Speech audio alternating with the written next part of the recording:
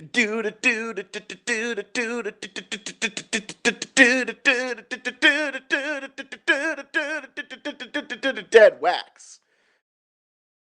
Ooh la la, ah wee wee. Ooh la la, ah wee wee. Hey. Ooh la la, ah wee wee. Hey. Ooh la la, ah wee wee. What's up, all you Taco Bell cheeseburgers? And welcome to the Deadwax Show with Waffles and the Stooge. Get out of the groove and get into the Deadwax. I am Waffles, and as always, I'm joined by my best friend and older brother, Stooge. What's up? I was mimicking you. I don't know if you were paying attention. I saw the mimic, and you know what? You killed it. Congratulations. How are you, Stooge? I'm doing pretty good. Thinking about quitting my job and becoming a full-time mime, like a mimic You could person. kill it. Yeah. Yeah. Mm-hmm. Like a mime with the face paint and everything. Yeah. Totally. You killed it. Totally. Yeah. Anyways, I'm doing okay. How about you? I'm also going to quit my job and become a mime, but we're going to be like competing mimes. Oh, dueling mimes. Duel of the mimes. Duel of the mimes. Chris Angel mime freak. Yeah. That's the best way to do it because, like, we would pretend kill each other. We could think of any stupid weapon we want because it's just miming it, you know? It's miming it, yeah. The streets of Vegas, we're just out there miming away, and one of us actually, like, wins. The streets of Vegas? I think we can do the streets of downtown Ogden and still draw a pretty good crowd. Heck yeah. No matter, like, honestly, if I found out there was dueling mimes somewhere, I'd find a way to be there. I'd find a way to witness that. You know what would be really good is if they, everything about, like, is fake except for the blood. Like, we incorporate real blood. Like, oh my gosh, like, you do, like, a quick little, and then just blood shoots out. That'd be so sick. Oh my gosh. Okay. Hey guys, the Deadwax show's over. We found a new career. We don't need to do this. Yeah, I'm pretty sure this is going to be a home run. So this is a home run. Yeah. Yeah. There's going to be a movie about us. No, dude. I'm doing good too. Life is good. Continues on. Clearly, we're spending time talking about making some stupid mime show. Yeah. We're doing good. Excellent. We're doing great. We're doing great. A quick apology from Stooge and I to our listeners. No apology from me. This is all from Waffles. Apology from Waffles to the listeners. We apologize that we've gone like a month without a new episode. We got our schedules thrown off, and it was hard to get back on. So we're making a new episode now. That's all that matters. Yeah. This is a time for change and for repentance and becoming better people. Forgiveness. And we just beg that you guys quit just filling our DMs with, oh my gosh, where's the new episode? Here's your exact location and when you're gonna die. Do you know what I mean? Like, you must have so many of those. I would say a very shallow DM then if it's getting filled up with all like what 2 or 3 people. My DMs are just blowing up. They are overflowing. 3 messages. Dude, since it's been... Oh, what were you going to say? Oh, no one reached out to me. They don't care. It was just me. It was my fake accounts reaching out to you. Yeah. Yeah. Stooge, since it's been a few weeks and you've been traveling all over, show us some of the records that you've picked up recently.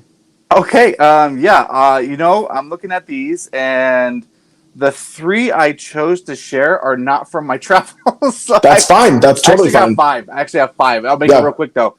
First one. This Power Man 5000. Yeah. I picked this up from Graywell this week, and it was in the $10 bin. This is a $10 record. That's rad. And I don't know if anyone's old enough. I think people who listen to our show are as old as we are, or maybe people I should am. know Power Man 5000. Worlds Collide. That's like the single off of this album. The whole reason I bought it. But it comes on this cool, that's pretty, kind of yellow translucent-y. And there's like a smokiness to it. Yeah. It's smoky. Sick, you can smell the smokiness. You can smell the smoke on it. That liquid smoke. Now I can't get it back in. Oh. I'm just going to take it out and leave it out then, and I'll put it in a friggin' thing later. Okay, sick. Let's see if I can put this to the side without it getting damaged. There we go. And then another one I picked up from Graywell for $10. So this Tom Morello. What's cool. called the Atlas Underground Fire. That's sick. I don't know that one. It's a real thing. Yeah, it's Tom Morello's solo stuff, and if you're buying it thinking, hey, Tom Morello raised this machine, no, it's very much interesting. It's very much more like wow, that's beautiful. Kind of like country almost sounding. No way. Yeah, Tom Morello's done. He's got like I've never heard that. That's crazy. Tom Morello. Whoa, it's beautiful.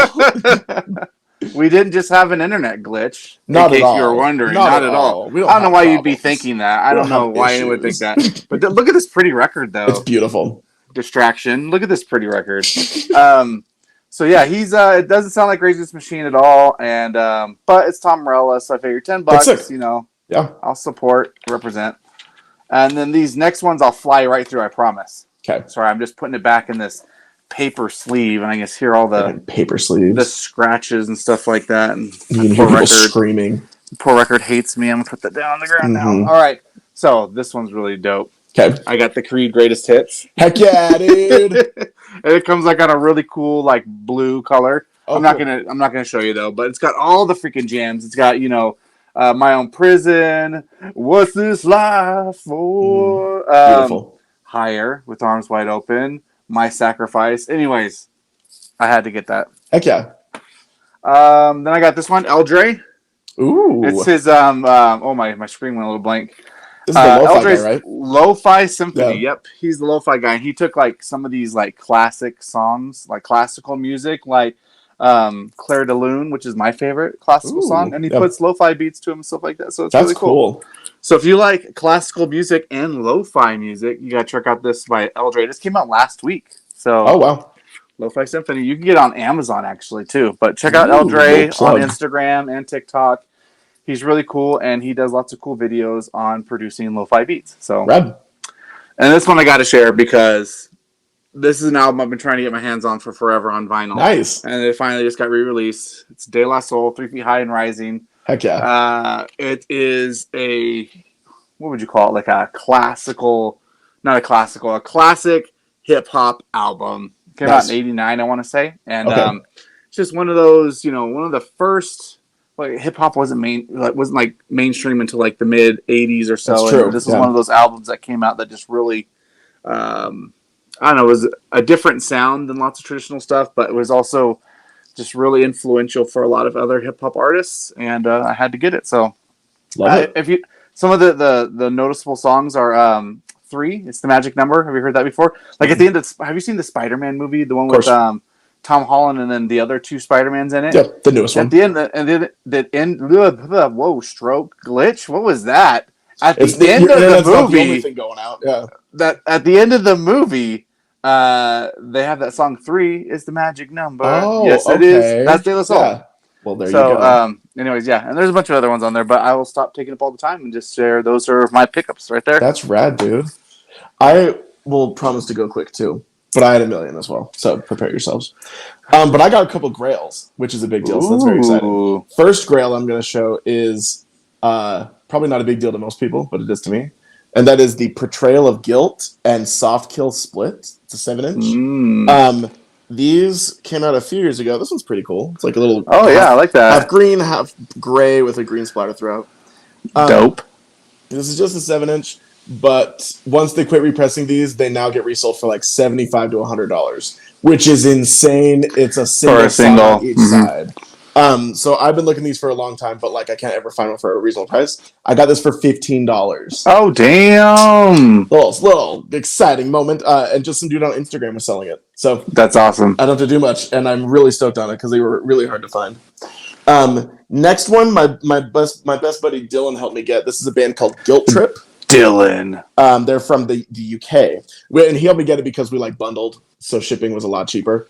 Bundled. UK shipping is such a nightmare to the US just for the price. It's like $1 million. It's so, and like it's really quick, which is awesome, but it's still like $30 extra. Anyway, this is just a 10-inch, half white, half brown. Ooh. But Guilt Trip, they're a great hardcore band from the UK. And they're my buddy Dylan's like one of his favorite bands. So he was like, "Oh my gosh, they're repressing Unrelenting Force." So we got Unrelenting Force. Unrelenting Force. Did you want to get one? And I was like, "Hells yeah, buddy." Excuse me. Guilt Trip's a great band though. Okay, now to the actual albums. First one, I got this last night. Our friend Ben and I went to a concert. Show Me the Body was the headliner. Great show. Show Me the Body. Show Me the Body. They played with Jesus Piece and Scowl and Zulu. And so I got the new Zulu record. I didn't get this on pre-order because they sold out too fast. The pre-orders did. So I didn't get it. So I waited till the show to get one. Really, really sick album. So far, I only have like 2 albums on my list of best albums of 2023, and this is one of them. Oh, look at you. And this is just a yellow variant. It's too much work to get it out, but Just a yellow, please. But we love the yellows. Zulu, and the other thing that's really sick. Quick little tangent. Zulu is an all African American hardcore band, which does not happen in the hardcore scene. It's way too dominated by white people. So this is really, really sick. That there's amazing representation, and it's like they're not afraid to talk about hard topics. They're not afraid to say uncomfortable things because hardcore is a very political genre. It's important that you have more than one voice. Do you know what I mean? More than one type of voice going. So are they like for pineapple on pizza? Those are the hard topics. Those are the hard topics, but nobody is, and so it's an agreement that pineapple on pizza is just something you don't have to sing about. Do you know what I mean? So, gotcha. Next one we'll go over is Unicorn Bubblegum Laser City by of course. The Sound That Ends Creation. You made that up. Right? That's a fake name. This band's so cool. And the artwork is so sick. But a reason to bring this up, in the world of vinyl collecting, if you're not aware, sometimes you have mock-ups for pre-orders that look absolutely nothing like what the actual final product is. I did pre-order this probably 6 months ago, and it was just advertised to be gold, right? Just a simple gold record. But what we got was fecal brown because they used recycled vinyl and didn't tell anybody. So it was one of those, like, you can't be mad. I'm glad to have it on vinyl. But it was like, this doesn't look good compared you got catfished. We got catfished like crazy by the sound by Unicorn Bubblegum Laser City from the Sound That Ends Creation. Okay, 2 more. Back to band names. I promise I'm not making up. This is Art Damage by Fear Before the March of Flames. Great album, and it's on like a Tony the Tiger over here. Great album. Clear with like black, white, and green splatter throughout. Looks pretty good. That looks Fear good. Before like though, Fear Before, amazing band, huge to me as a teenager.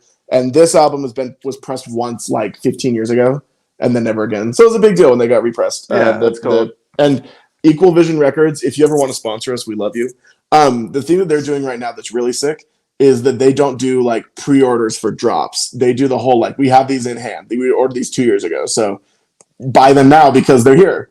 And it's so frustrating in the world of modern vinyl collecting, with record labels especially, where pre-orders can be up to 16 months, and it's so annoying.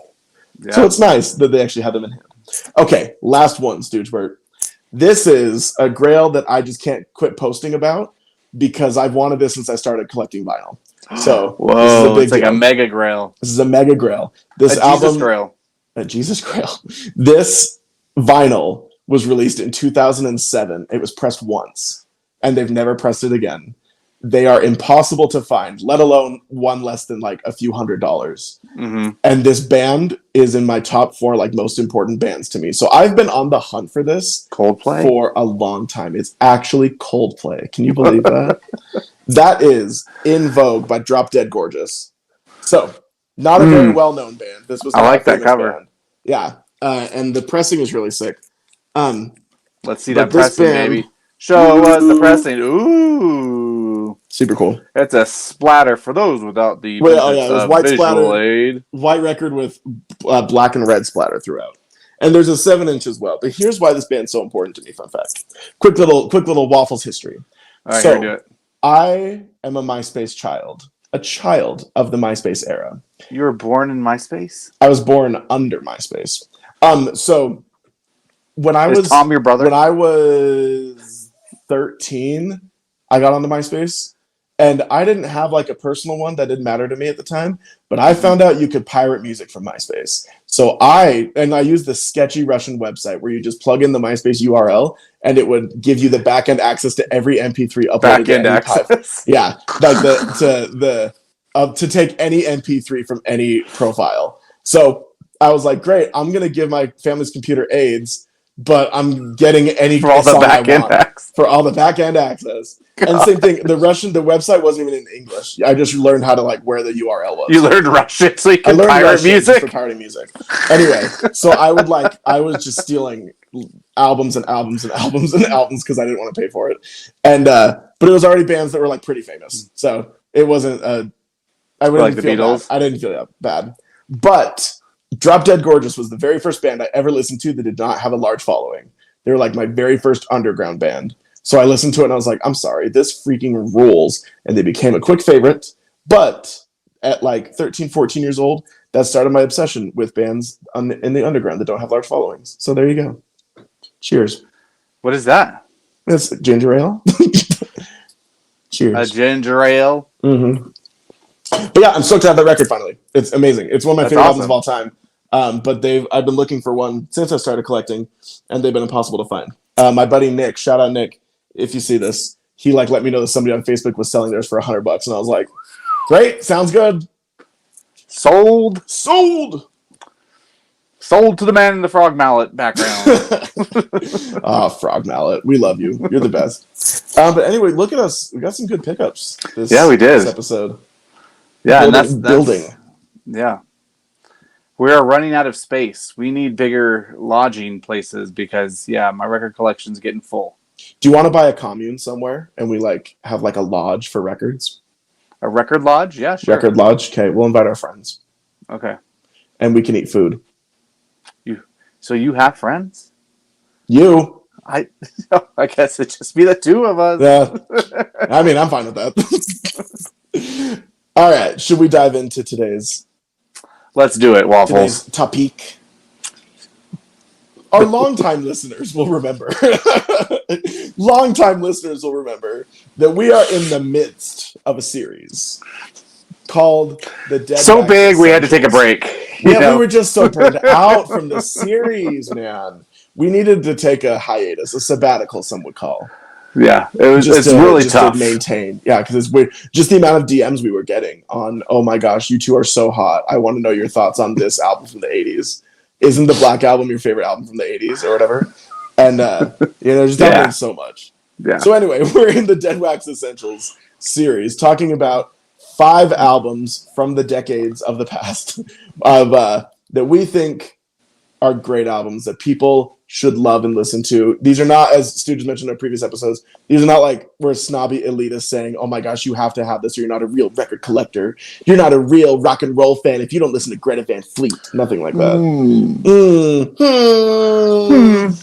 Nothing like that. These are just albums that we really love that we think you all should love as well. If you don't have this album, do you even really like music? Yeah, seriously. And it's just Christina Aguilera 5 times. Yep. How funny would it be if we do one of those Deadwax Essentials and I just pick the same album 5 times?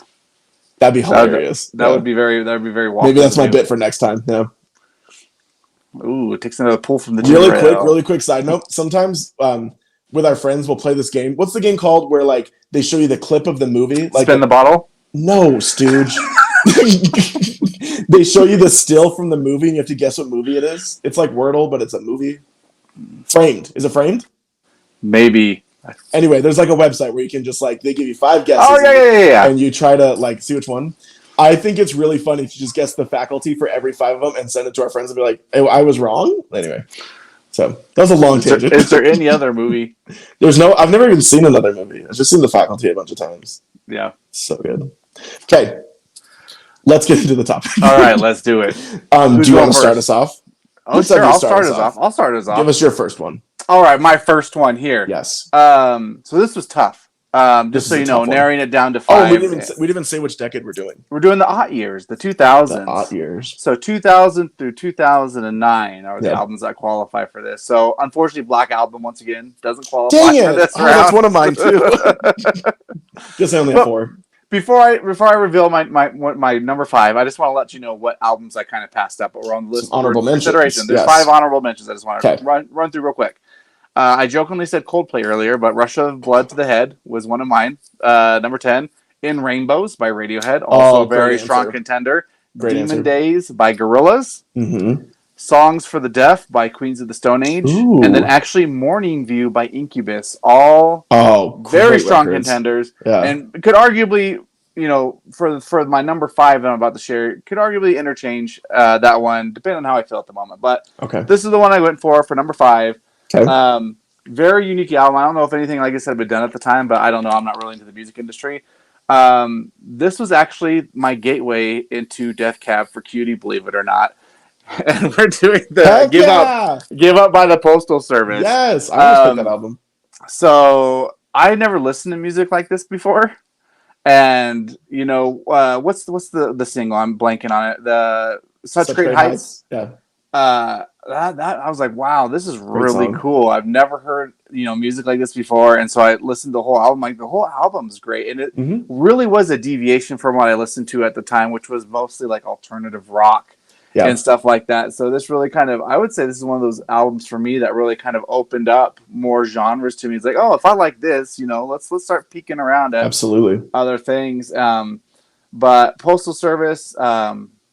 I can't remember exactly what year it came out, but the year I actually discovered it and really played it to death for myself was, what year was that? 2007. I was living in Okay. Arizona, Okay. and I had a bunch of friends. Once again, I'm like a year removed from being back from my mission, where I disconnected from music and pop culture completely, and I'm still trying to get into the groove of things. Yeah. So I had some friends who introduced this to me, and it's like, wow, this is really cool. So Postal Service, like I said, I really don't know how much people will like this, but I love it, and it's a an great essential album for me to have on vinyl. I want to say it was like probably one of the first 50 ones I got. Really? And is like, yeah, and let me see here. No, this is That's my awesome. black one. I just actually love it so much that I picked it up on that new 20th, Oh, or was it 10-year anniversary? repress. It would have been 15th, 20th, yeah. Yeah. So, so that came out in like 2003, so I was really late to the game on that one. Not at all. That's just a few years after that one came out. But the thing is, it came out in 2003, and then I served my mission from in 04 and 05, basically, from January So you to would've, yeah. December. So there's 2 years, then yeah. Yeah. Anyways, so yeah, that's my number 5. That's on awesome. my I almost picked essential that one albums. too. Oh, cool! It's I don't have any love it. honorable mentions. I feel bad now, but That's okay. you got us both. That's all that matters, because you picked 5 incredible albums. So good work. Incredible. The other thing too, just to do quick, like I got into it too late. You also got to remember, in the 2000s, this was before indie got really like mainstream by 2010, and so stuff like the Postal Service was not super popular like it was a few years after that. But that's for a future episode. 2010. And like streaming music wasn't super. Yeah, I want to say it didn't exist. like that like about halfway through the decade is when it really started to take off, or become more and more prevalent. Like I probably didn't download my first song until 2008. I want to say, Yeah. maybe 2007, 2008 is when I actually downloaded a song for the first time. Because one, I was still doing physical media like CDs and stuff like that, and I didn't really have like an iPod or an MP3 player until it would have been 2007, because I got an MP3 player so I could exercise at the gym with it. It was this little Samsung thing. It was like the size of a thumb drive, And anyway, so yeah. Before that, I never downloaded a song. There was no streaming, of course. The radio and the TV and stuff was a lot of the ways I was still discovering music at that time. Yeah, so wild times. Okay, Wild.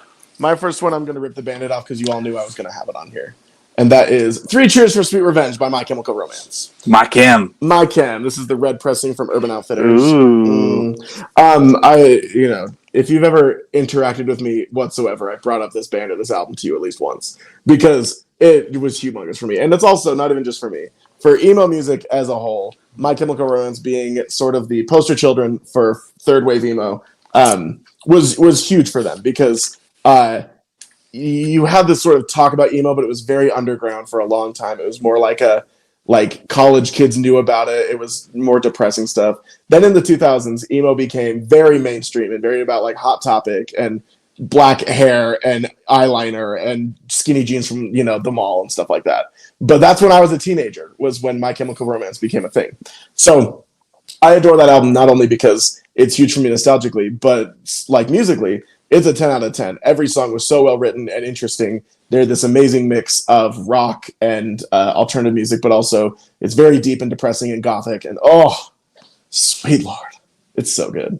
Also, it's my favorite music video is Helena by My Chemical Romance, and that's on that album. So, oh, nice. For the 2000s, when you think about like 2000s teenagers, it tends to associate with the emo kids, because that's when they became a thing.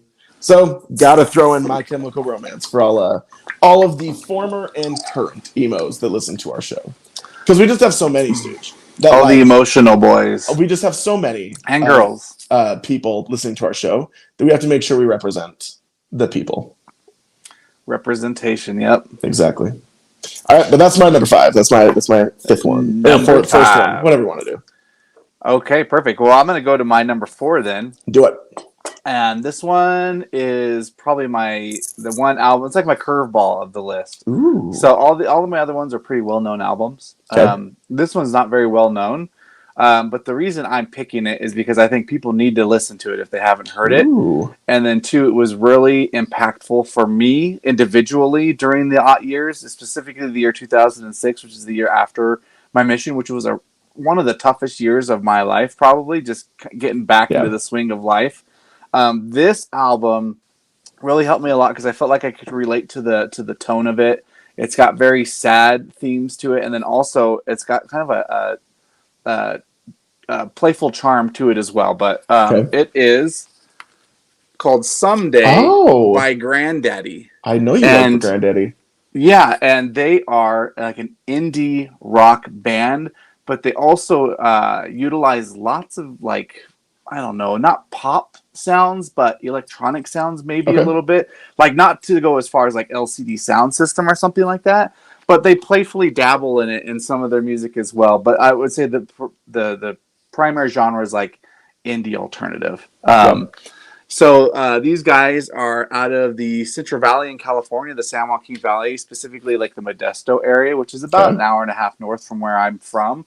Yeah. And they just kind of capsulate in this what kind of living in the valleys like in a sense. So just the vibe. I wouldn't say it's like they're talking about there's no songs about doing working on a dairy farm or something like that. Yeah. But it's a really great album. Like I said, it's both fun. There's fun songs on here, but there's also really sad songs as well. So that is one that's definitely essential for me, which is why it's making the list. And it's "Someday" by Grandaddy.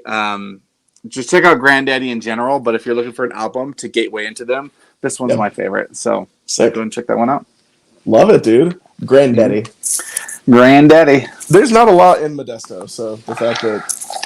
Did you know that freaking George Lucas is from Modesto? I did not know that. Yeah. Well, there you go. Explains a lot. Explains a lot. Just kidding. Just kidding. For all of our Modesto listeners. All of the Modesto. All of our Modesto listeners. We got to make sure we represent, make sure they feel comforted. Okay, my number 4 is going to be "The End of Heartache" by Killswitch Engage. Ooh, great! Very aggressive. Yes. So Killswitch Engage is one of the very first metalcore bands that originated the genre. And the reason this one is so important is because this is their biggest album.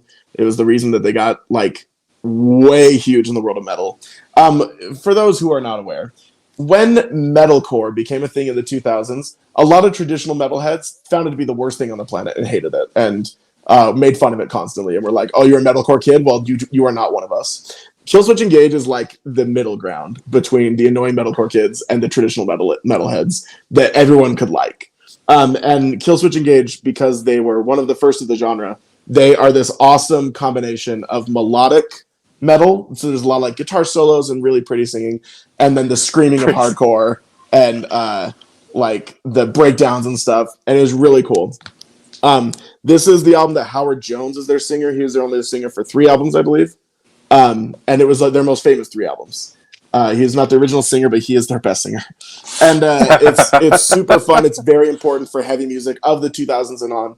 Lots and lots and lots of bands since the 2000s have credited this record for being the reason they got into heavy music, and it was really cool for teenagers especially to be like, okay, this could be like Iron Maiden-y sounding, but it's also got screaming in it, and so I could like both of it. So there you go. But if you are ever I know a lot of people that listen to metalcore, hardcore metal that aren't super sure where things come from, where sounds originate. Listen to "The End of Heartache" by Killswitch Engage, because half of the music a lot of modern heavy music lovers enjoy comes from Killswitch Engage. So there you go. Nice. Little history lesson with you. Awesome. I dabbled in Killswitch a little bit back in the years. I love Killswitch Engage. What was I keep thinking Avenged Sevenfold, the Backcountry song. Which one did That's Killswitch? Avenged Sevenfold. Yeah, which one did Killswitch? I know they probably had several popular songs. Yeah. So they had As Daylight Dies is one of their biggest ones. Off of this one is where you get what's it called? A Bid Farewell, When Darkness Falls. Rose of Sharon were huge off this one. They also did a cover of Holy Diver by Dio. That's it. Holy Was that it? Diver. Yeah, that's the one that was my jam. Kill Switch was that one. I love Kill Switch Engage. His Howard Jones's voice is beautiful. That was yeah. See, Holy Diver. And once you said it, I'm like, that's it. That's the one. The one. All right. My number 3. Once again, I've discovered this. I can't remember what year this came out. I'm trying to see if I can peek here. 2008. Okay, so Sick. Same year it came out, I had a roommate who was just listening to this really catchy music, and he kept listening over and over again. I'm like, I really enjoyed it. I'm like, who is this? And he said, oh, they're a new band from the East Coast known as Vampire Weekend. Nice, dude. And this is like, I love these guys. Their music's so catchy and so enjoyable. These are one of those albums where you can just put it on and play it the whole way through, and every single song is unique, but also catchy and just really enjoyable. And if you don't like sitting down for long periods of time, this is also a perfect album because it's like 30 minutes. They're pretty quick. The Vampire Weekend, love this album. Super sad that they're not really together, I would say, anymore. Yeah. I know they put out a couple songs here and there, but I think it's different members. Yeah, I think so too. But this is just such a great album, and from the 2000s, it is one of my favorite, and definitely one I think everyone should own, because out of the 3 I've shared so far, this is the one I know everyone would enjoy. So that's my number 3, Vampire Weekend. Absolutely. When we talk about essentials of the 2000s, Vampire Weekend is for sure there, because they were humongous for a minute. They were like, every music fan knew Vampire Weekend. They're on every music video channel. They were big on YouTube. You go to the record store, you hear the music. Vampire Weekend was the business for a minute. Yeah. Okay, my number 3. Were you gonna say something? I think. No. You're number 3. Let's see. I heard you breathe in, and I was like, I don't want to interrupt my Stoogie. No, okay. I'm just a fat guy who struggles to breathe. Shut up. The third one I picked, a little bit different than the other ones I have gone with. This is for more the indie crowd, and this is sweet. I'm Wide Awake It's Morning by Bright Eyes. Ooh, Bright Eyes. Great. I love Bright Eyes. A lot of people do not. I love Bright Eyes. They tend to not like it because their singer Connor Overs is a buttface. He's a douche. But I'm Wide Awake It's Morning was humongous for them. This is where we get a lot of really interesting elements to their music. This record doesn't really tell a story. He's not that kind. He doesn't have concept albums. But the overall themes of this record are understanding life and death, and where you fit in the business of existence. And for the sake of indie music and alternative music, kind of, but more to the indie crowd, this is where Connor Oberst really burst into the world of mainstream indie at the time. This is not Bright Eyes' first album. It was their 5th one. He's been around for a hot minute. But I'm Wide Awake This Morning is big for them, but it's also big for me. This is when I got into them. Not when this album came out. I got into them a little bit later. But I heard this one and was like, holy hell, this is depressing and deep and artistic and weird. And it makes me feel. It makes me feel. It's just black. Nothing too crazy on this one. What are some of the hits off of that one? So a big one for this one is First Day of My Life. That one's huge for indie people. A lot of people play that at their weddings. It goes, this is the first day of my life. Lua and Old Soul Song are big on this one. At the Bottom of Everything is huge on this one. And then Road to Joy is the last song. But Road to Joy. That album is really, for Bright Eyes themselves, really monumental in the sense that when people go to their shows, they expect to hear at least 4 songs off of I'm Wide Awake It's Morning, because it was just so big for them. So, number 3, Bright Eyes. Number 3, Bright Eyes. Bright Eyes. So these next 2 I'm about to share can be interchanged. Just so you know, 1 or 2, or you can do vice versa. Okay. I'm just going to share this one first. My best friend introduced me from high school and grade school, introduced me to this group, and it was the first time I'd ever heard music like this. So it changed. I don't know if it changed anything, but it was the first time I got into you would call it the New York grunge New York garage grunge revival, or just garage grunge, whatever Okay. you want to call it. But this is just one of the best albums ever, and this is it by the Strokes. Heck yeah. Everyone knows the hit off it last night, Hmm.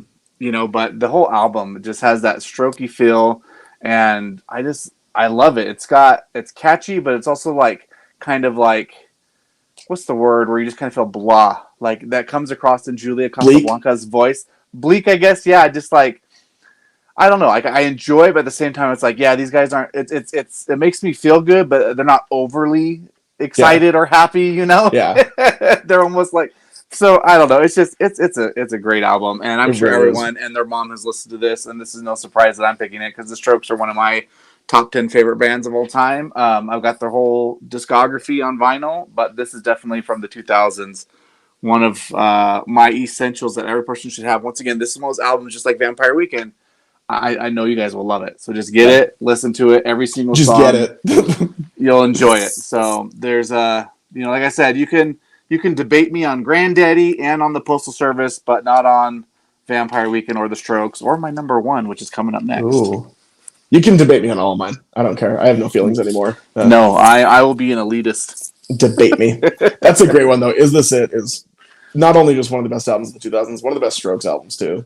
That was Yeah, definitely the best so Strokes good. album. Yeah. So good. So to continue on, just sort of throwing my tastes all over the map, we are going to go with Unhallowed by the Black Dahlia Murder.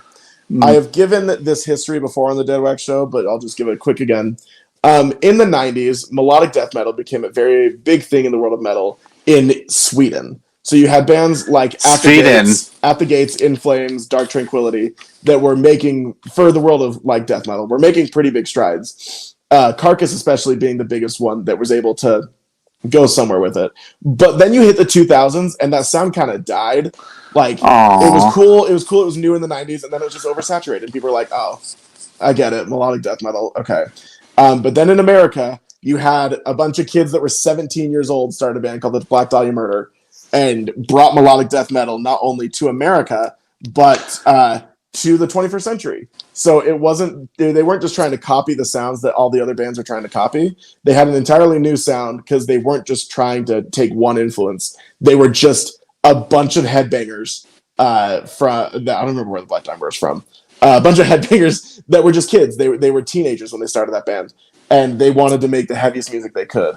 And then all of a sudden, in the 21st century, you had all of these kids, like especially high schoolers, loved the Black Dahlia Murder because it was intense, it was fun, and it was new. And it started this whole wave of melodic death metal in America that inspired deathcore, metalcore, hardcore. It inspired death grind, like all these subgenres, all these tiny communities could now tie to the Black Dahlia Murder because they decided to put something out. This one's really pretty too. It's like a seafoam clear for those who are not physically watching. But I really love this album. This one didn't have a ton of hits compared to some of their other albums. This is their first album, but it has the song "Funeral Thirst," which is a great song, but also like is the one that they will play every show. That's always their like we will always play "Funeral Thirst." It was their very first single, it's their very first song, and it's so cool. It's a great album. If you want to hear just insanely crazy music that's upsetting and aggressive, the Black Dahlia Murder, they do it better than anybody. Are they the ones that do the ones about music, or is that a different band? They do the ones about music. Sorry, about movies, about horror movies. Yeah, so they have some about them. If you're thinking about like Ice Nine Kills, That's what I'm thinking of. Sorry, I got mixed up. Yeah, the Black Dahlia Murder though they take inspiration from everywhere. One of their biggest songs is called "What a Horrible Night to Have a Curse," and the whole song is about Castlevania 2. Like Nice. The singer was playing the game and was like, "I should make a song about this," and he did. Totally. It's a great song. Inspiration strikes at any time. Inspiration strikes whenever you can. Yep. All right. Seize it. I am prepared for your number one. My number one. I don't think this is the undisputable one. Undisputed. Yeah. Okay. Like I said, it could have been switched out with "This Is It," but or "Is This It?" Sorry. But this album, once again, just so great and introduced me to this band, a little known duo from Detroit, Rock City. Heck yeah. Elephant by the White Stripes, Heck which yeah. my favorite White Stripes album, and it's got the smash hit, not just hardest button to button, but I'm Seven blank, Nation Seven Army. Nation Army. Just such a another. Once again, you can play this whole album through. Every single song is great. It's so rare that you can find two people to make as much noise and to make it kick as much ass as Meg and Jack could. Seriously. Like you said, like the Strokes got 5 people in their band. Who did I share? Vampire Weekend, 3 or 4, Mm-hmm. and just the two of them, and Yep. they could freaking tear a house down. And this album's just so great. I really got into it in the odd years, and probably 2007 is when I first started listening to it. What year did it come out? I should have looked that up, huh? Elephant was 2004 or 2003? It looks like it's 2003. Yeah. Okay. So, of course, Seven Nation Army was huge, blew up, still played Still is. Yeah. around the globe, Yep. at sporting events. Mm-hmm. But I was a singles guy, for the most part in high school. And then, once I got into my adulthood, I sat down and listened to the whole album. Like, oh, this whole thing's great. It's not just Seven Nation Army or Hardest Button to Button. You can listen to the whole thing and enjoy every single song. So, number 1 on the list, we got Elephant by the White Stripes. I feel like in any discussion of rock music from the 2000s, the White Stripes will be, if not the first band, one of the first bands you bring up, because they dominated everything. Mm-hmm. They were putting out banger after banger, and they utilized music videos really well. Yeah, their super music creative. videos got them so famous. Yeah, Mm-hmm. the White Stripes rule. All right. do. My number 1. I actually didn't put these in any order. I've just been copying Stooge by saying the numbers. So please don't think that I'm categorizing mine. But my last one is Sticks and Stones by Newfound Glory.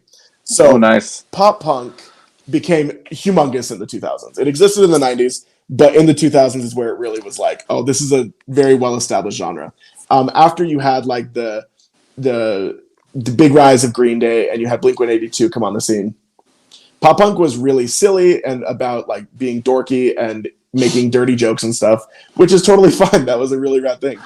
But Newfound Glory, Still to this day, Newfound Glory ushered in this awesome, this sound is pop punk, but we can be serious. We don't have to be joking about hooking up with girls and about doing gross things. Newfound Glory, Sticks and Stones, there's so many great hits on here. And the other thing that's great about Newfound Glory is they're a happy band. Pop punk became about positivity and about I still pick my friends over you and stuff like that.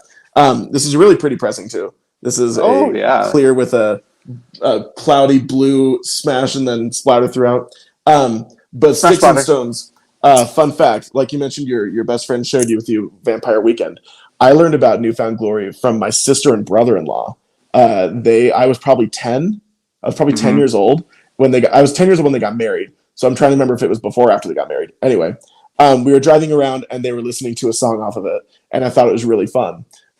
So my sister burned me a copy of the CD and played it to literal death. I played that CD so many times because Sticks and Stones was fire. Great freaking album.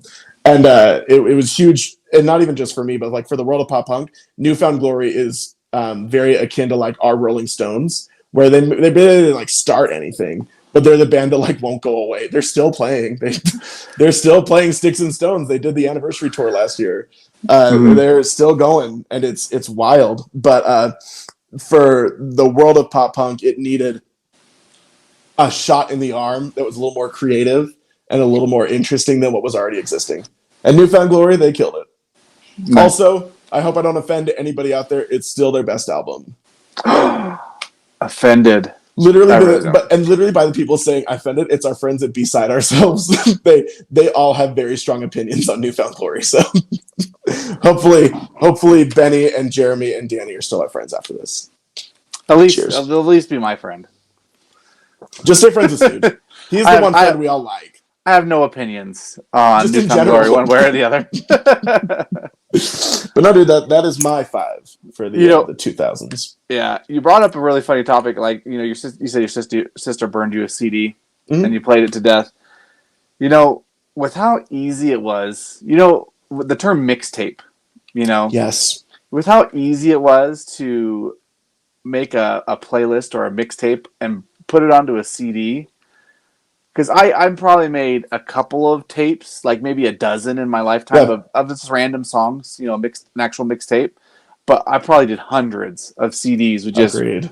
different songs for different reasons. Sometimes just to throw them on there because it's the latest thing, you LimeWired or whatever.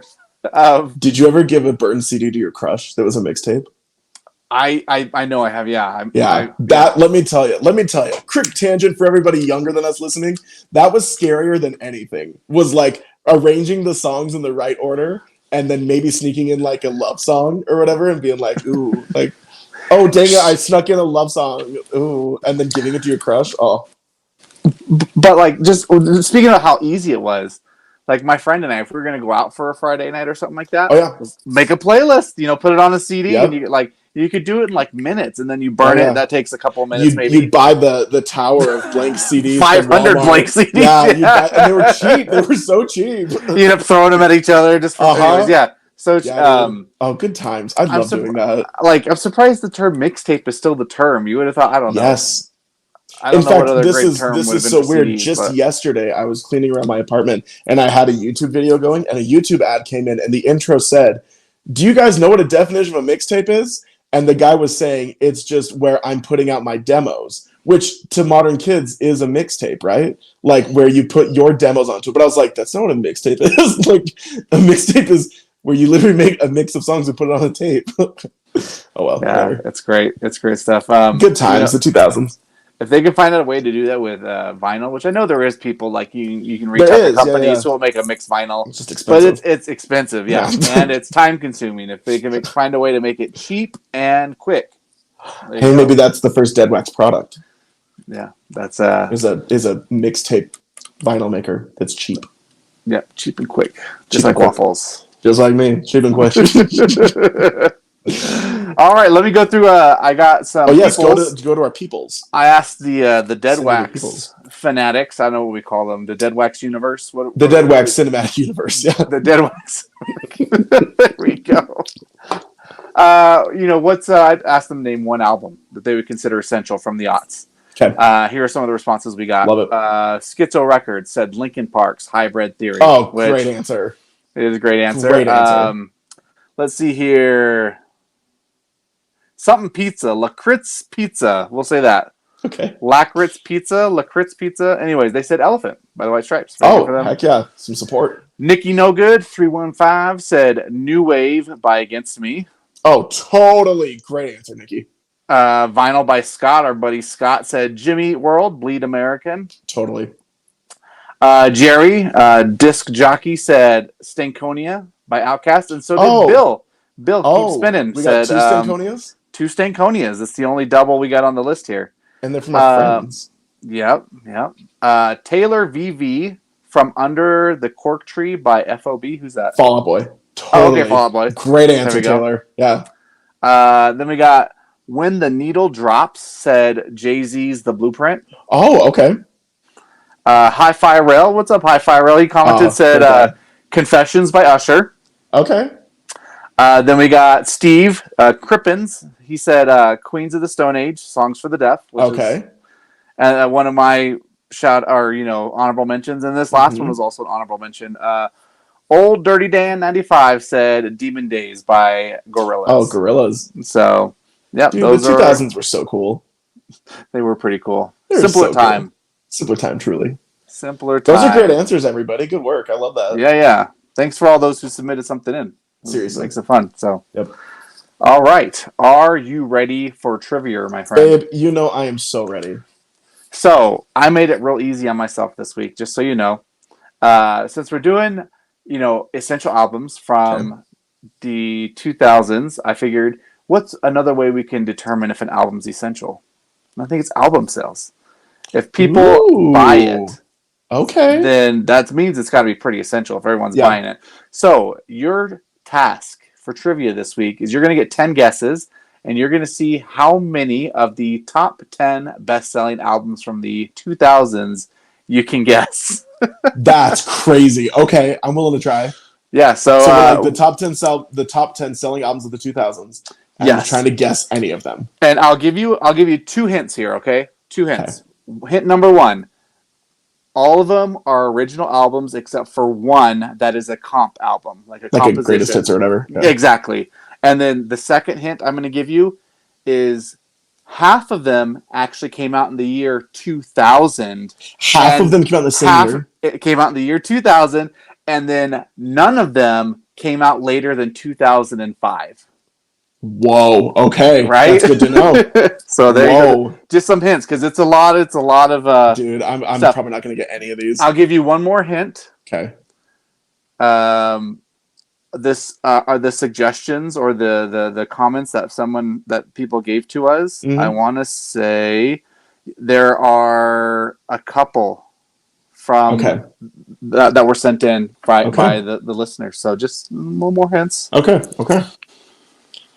Should I start guessing? Right. Yeah, when you're ready, start guessing. I'm not, because a lot of pop people, I don't know the names of the albums, so it might just be like, hey, this one album by this one person.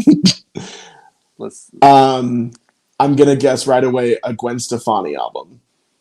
Is there a Gwen Stefani album? There is no Gwen Stefani. I'm gonna keep a tally of my guesses. Yeah, that's one guess. Okay. Dang it! I would have bet the farm. Okay. There's got to be a Britney Spears album that came out in the 2000s. But which one? Better question, Chris. Can you name a Britney Spears album? Can you name a Britney Spears song? Song, yes. Album, no. Name a song. Oops, I Did It Again. There you go. You got one point. That was the name of the album. Oops, I Did It Again by Britney. You got one point. I got a point so everybody. Far. I'm gonna guess that Usher album, the High Pharrell. Guess Confessions. Is that one? That is one. Good job. Hey, good work. Also, good guy, High Five Pharrell. Another album from 2000 that was big. Yep. You got 7 guesses left. 7 guesses, 7 minutes. And you got 8 albums. 8 albums still on the board. Okay. What's another like pop person? Oh, is Justin Timberlake on there? That is incorrect. No JT. You would have guessed. You would have thought. Well, then, is there an NSYNC album? Not in the top 10, no. Dang, you're running through this quick now. I'm messing these up, yeah. Is there an Eminem album? Is there an Eminem album? I'm gonna guess. I'm even worse with him than name of Britney Spears albums names. Isn't there one called like the Marshall Mathers Project or something? Or the Marshall Mathers LP. There you go. Is that it? Oh, that's number 1. That was of the 90s. That's the number 1 of the 2000s. Of the 2000s. Sorry, that's crazy. Here's a hint. Eminem's on the list twice, but I don't know if you're able to name the other one. Okay. Eminem is the artist. You're halfway there. Oh, that's half the title too. Eminem Factory. Eminem goes to Washington. Eminem. Let's say he got let's say I don't know, ABC hired him to do something. What would he have if ABC hired him, or NBC or Fox or CBS? The Eminem Show. There you go. That's it. Did you want to? That's the name of his album. Eminem Show. Yeah. I've never heard that. Well, there you go. Is that his first one? I don't think so. No, I think the Marshall Mathers was the first one, but I can't be wrong. Go. Okay, how many guesses do I have left? I haven't been paying attention. We'll see. You got 4 left. Okay, we'll do 4 left because I think I have 6 still that I haven't named. Yeah. I'll quit doing 2000. Let's think it was 2005, right? It was the year that none of them are older than. Yeah. Okay, some 2005 things. Is Nelly Furtado on the list? Nelly Furtado is not on the list. No. Okay. Is Outkast on the list? Outkast is not on the list. Gosh, no. Dang it. That Stankonia album is a great album. You've got 2 more guesses left. 2 more guesses. I guess you guess a rock band or something, because I've only been guessing pop people. Okay. The 2000s. Who was big in rock music in the 2000s?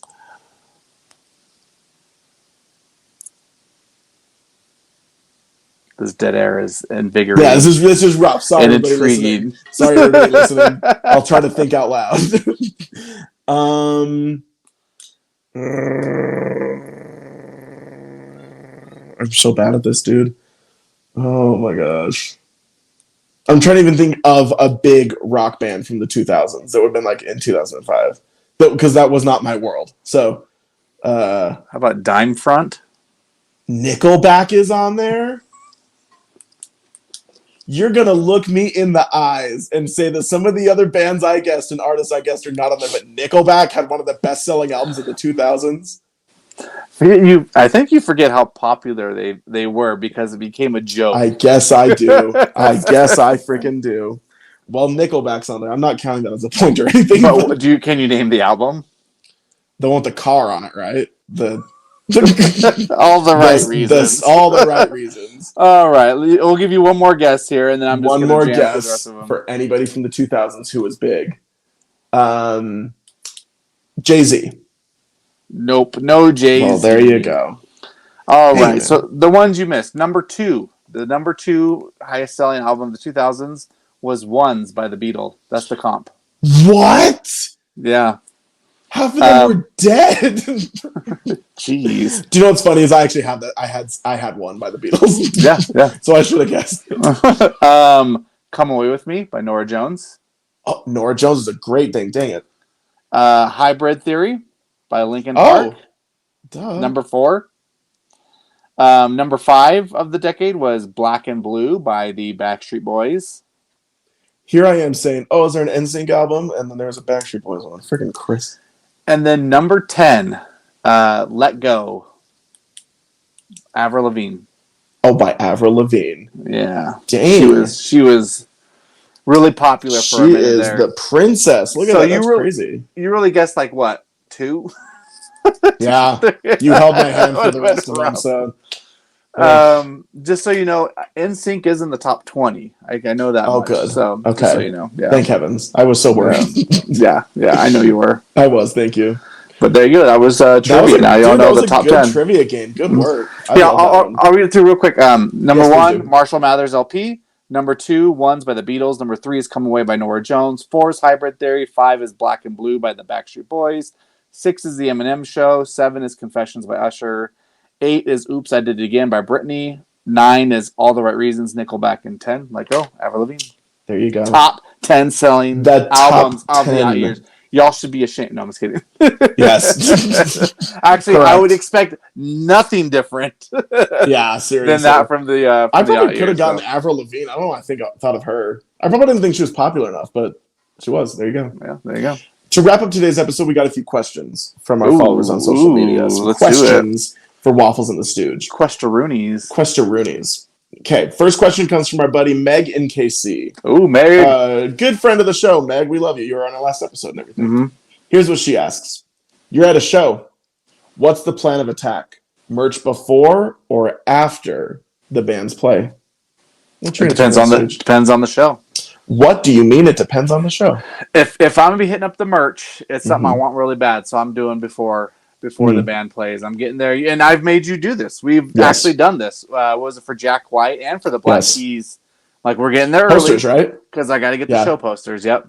So I'm definitely a before the show kind of person. If there's nothing I want, I'll go afterwards and just kind of look and see if there's something. But okay. I'm the same way. If there is like a shirt that I really want, and it's not necessarily because I just want to have it right away, it's because I'm a bigger fella and they do not buy as many of those as they do of like small, mediums, and larges. So if there's one I want, I try to get it so that way I can just have it and it doesn't get sold out. But if I'm a little more like, I would love to have that shirt, but it's not a necessity, I will wait till after because I do not want to hold a shirt the entire show.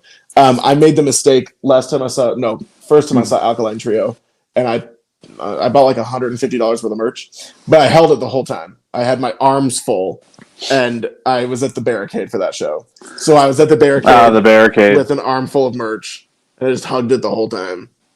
But I also wanted that really bad. So anyway, like Stooge said, I think it just depends. Some people are very diehard one or the other, though, for sure. Yeah. This is from our buddy Taylor VV. Ooh, Taylor VV. She asks, Deadwax opens a food truck pop-up at random. What is the menu? And she also said chicken tenders, please. But Stooge, what would the Deadwax food truck pop-up, what would we serve? We would serve definitely tacos. There'd have to be tacos on there. For sure. And then there'd also have to be horchata Tacos and Oh, horchata. I hate horchata.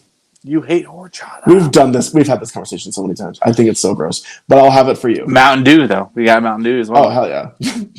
Because we sound like we're giving the whole world digestive problems. Oh, yeah, we'll have horchata and Mountain Dew. And we'll do pizza. What the hell? Why not? All right, why not?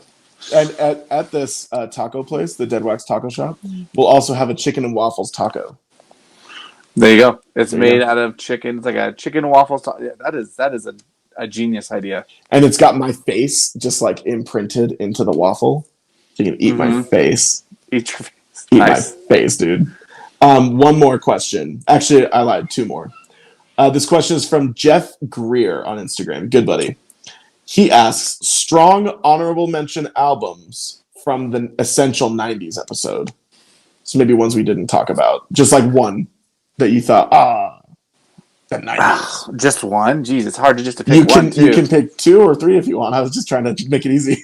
Yeah, like I could easily like rattle off a few. Like for example, I wanted to throw on "Blood Sugar Sex Magic" by Chili Peppers. I wanted to also throw on "Low End Theory" by Tribe. I'm just thinking some more because I had so much on the list. Me too. 90s was a fun one. Yeah, there's a lot of. Probably OK Computer by Radiohead as well is probably on there. Oh, yeah, we never even talked about Radiohead in the 90s one. No, we didn't. It's crazy.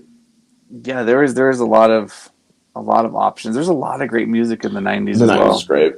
The one I wanted to mention, but we didn't have time and you know, it just got eliminated. One of my favorite hardcore bands is called Snapcase. They're from the 90s. And their album, Progression Through Unlearning, dude. Great 90s album. But we didn't have the time. Too sad. No, so sad. Too sad. All right, last question. And I don't know if you have an answer for this because it's a little bit deeper, but if you do, I'd love to hear it. This is from my buddy Snack Listed on Instagram and TikTok. His name's Brandon. That's awesome. Great. I love his name's Brandon. He's a good friend. He's the singer for the band Pure Bliss. Highly recommend. He asks, what is one band whose reunion record you were stoked for, but it wasn't great? Do you have anything like that, where maybe a band got back together and put out an album that you didn't love? I'm hoping Rage Against the Machine would do that, just so I can get another Rage Against the Machine album. I hope Rage Against the Machine gets back together too, pal, and makes new music. I mean, come on, they canceled the tour. They've got time. They've got the time. That's all I'm saying. If you can sit, you can sing. That's all I'm gonna say, and that's what Zach's doing right now. And I mean, Dave Grohl did a whole thing just sitting. So, I'm trying to think. A band that broke up and got back together. What are some of my options here? What are we thinking of? I don't know. Look at that. I was trying to think of the bands you listen to that have broken up and gotten back together and put out an album. Like, my apologies, I didn't have that information ready to go. Let me. Do you have one? I'm going to Google famous bands that have broke up. So this maybe doesn't count as a breakup, but I will say, I hope I don't cause any problems by our listeners. Everything Blink-182 has done since they got back together. Yeah, I guess that is a reunion, but like they just don't stop. They put out like 3 albums since. After Blink-182 broke up after the self-titled album and they got back together, I haven't liked anything. I haven't liked a single album. I haven't liked a single song. Matt Skiba from Alkaline Trio was in Blink-182 for 2 of them, and it has never clicked with me. Yeah. And then Tom came back for this just barely, and they put out a new song, and I still didn't like it. So, yeah. Sorry, buddy. What was the name of it too? Like Edging. Edging. That's what I knew. It had something to do with like sex. Because they're now like 50-year-olds and they're still making sex jokes. Whatever. Bands that have reunited. I got Guns N' Roses. No thanks. Hard Police, pass. My Chem, Fall Out Boy, Fugees, Pixies, Grateful Dead. Honestly, like, none of those are huge. Like, I mean, My Chem hasn't put out really an album, so I couldn't even count that. But a lot of those I just don't care about. Do the Strokes count? I don't know. But I've liked. Did they ever break up? There's never been a band. Well, I don't know. Like, there's always been drama like a with them. hiatus, maybe. Yeah. Maybe I don't. Yeah, I can't think of a band where I'm like, oh yeah, these guys are back together. This is great, and then they put an album and it's disappointing. I think Blink is my like textbook answer for that. And it's just meh. Anyway, thank you guys for submitting those questions. They were really helpful. We love getting questions, so thank you. Hey Stooge, we talked a lot about music today. On our podcast we talked about music. Can you believe? I know, right? Especially for the albums and our pickups and songs we mentioned in our questions. Do you have any idea where people can go to listen to these songs we talked about in these albums? Oh yeah, you can go ahead and listen to our Deadwax playlist that we put out. That Waffles actually puts together and puts out right. Yeah. We have a playlist that goes over the songs we go over in this episode. We put the links on our Instagram, so go to it. There you go. That's what I was gonna say. You can go to Instagram and it'll be in our stories tomorrow, probably. Heck yeah! Or today. Oh, it certainly will. To this right now. Today, tomorrow, Monday. It's all the same day. Just go on there. You'll find it. Exactly. Most likely. If not, DM Waffles and be like, send me that damn playlist, you son of a bitch. Send me the playlist, boy. Okay, here's a question. This is so off topic. At the concert last night, it was a hardcore show. They had 4 hardcore bands, but they had a rapper open. And nice. That was very weird. People stood completely still. It was not the vibe. It was not the scene, he said over and over again, "We out here." Now answer me this. We out here. What does that even mean? Like, we are literally he's not at home. Here. Correct. He's not home. We out here. Yep. We out here. I laughed about that because he said it like 20 times. Hey, Salt Lake, we out here. Like, correct. We are. I think he probably went on the stage beforehand and said to his buddy, I'm going to say we out here like 20 times to see people. In fact, I'm sure he said to his buddy, like, I'm not super sure where I am right now. And his friend's like, we're out here. And he goes, oh, okay, I'll make sure they know too. We out here. Yeah. We out here. No, we're out here. Anyway, super off topic. Stooge, if somebody wants to buy a new record, and say 5%? And say 5%. Because honestly, prices, the inflation, economy, oh my gosh, don't even. It's so bad. So saving 5% can be a big deal. I don't know how you do that, though. Oh, it is really easy, Waffles. Yeah. You can save 5% by shopping for your records at rusticrecordsonline.com and then using the discount code Stooge upon checkout, at which point you will save 5% off your entire order. It's insane. You're practically giving away free records. Yeah, basically. Oh. Yeah. Not literally, but basically. Yeah. Metaphorically. And you know what? Rustic Records just had an awesome drop on Friday. He's always bringing in really great titles to choose from. Okay. Still hundreds to choose from on the website. So just go there and actually pay attention to I know we usually plug the show, Instagrams and social medias. Pay attention to my social medias this week, in particular, because I'm going to be having a special giveaway with Rustic Records this week. Stay tuned for that. And actually, I should say, just if you're listening to this, watching this now, actually probably go to my social media right now because probably we'll be up there by then. So, doing a really fun giveaway with Rustic Records this week. So exactly. And you can find his social handle right here under him, Vinyl Stooge. Mm-hmm. That's right there. Go follow Vinyl Stooge. Oh, wrong boob. I'm trying to move my boobs. I can't do it very well. And the black shirt's hiding it. I used to be able to pop my pecs so much. I was such a douche. I'm still a douche. It exploded out of the shirt, honestly. Yeah, I used to do lots of, I used to exercise a lot and go to the gym and work out. Who needs it? Yeah. But seriously, go follow Stooge. You can be part of his giveaway. That's rad. I love that. Yeah. Stooge, we've gone on for a while today. Any final musings? Any final thoughts, ideas, concepts, opinions? Territorial pissings. Not that I can think of. No, I think we've covered most everything we need to, and just you go ahead and close us out, Waffles. I think we're ready to be. I think we're ready to go there. Sounds good. Everybody, thank you so much for listening. We appreciate it. I know it's been a hot minute since we had a new episode, but thank you for anybody that even listens to this one. We appreciate it a lot, and any support we get, it just is awesome. So thank you guys.